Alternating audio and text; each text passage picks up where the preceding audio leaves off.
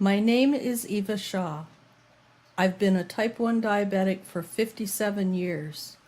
This is my personal experience of living with diabetes.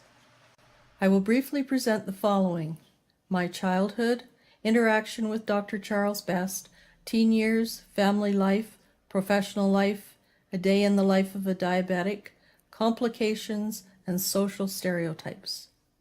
What is diabetes? It is a hidden disability and a silent killer. My diagnosis. On December the 7th, 1957, right before Christmas at the age of 7, I was diagnosed with juvenile diabetes, now called type 1 diabetes. My blood glucose reading was dangerously high and I was near to being in a coma. After 2 weeks, I was released from the hospital to attend my grade 2 Christmas party. I was the only type 1 diabetic in my family, and I still am. My childhood. At age 7, can you imagine being told that Santa won't bring you any candy this year or ever again, and every day for the rest of your life you have to have needles, and worse yet, the goodies that Grandma baked, cookies, cake, pie, and special things for the grandchildren, I wouldn't be able to eat. Now remember, that was over 50 years ago, and there weren't sugar-free foods. I couldn't even chew gum or have a pop. I also gave my first insulin injection at age 7. I remember that very well. I was very proud of myself. In 1922, Dr. Charles Best was a 22-year-old medical student at the University of Toronto.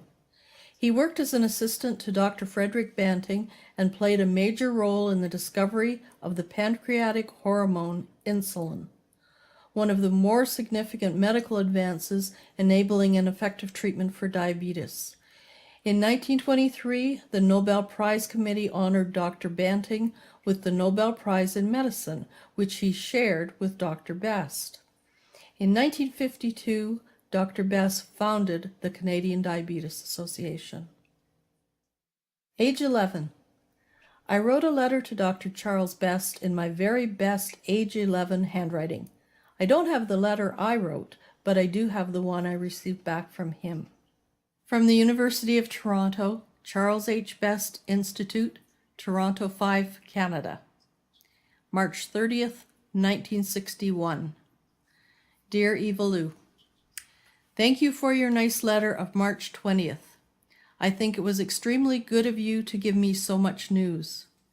I was interested in everything you had to tell me about your activities and your pets.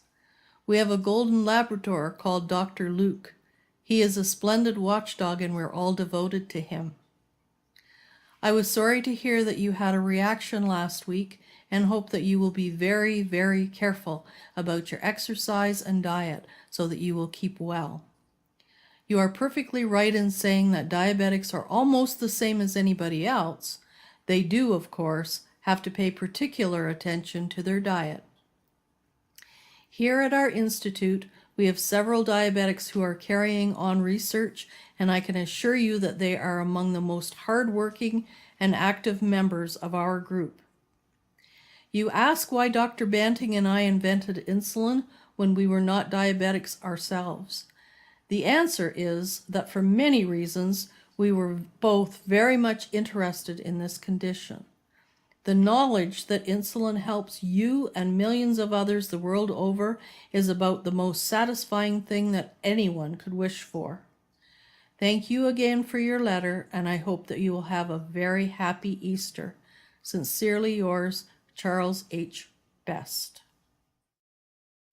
Age 13. I won several speaking contests on my educational story of diabetes, and when the Canadian Diabetes Association asked me to say my speech at a meeting, I was very surprised when I was told by the leader that Dr. Best had been in the audience.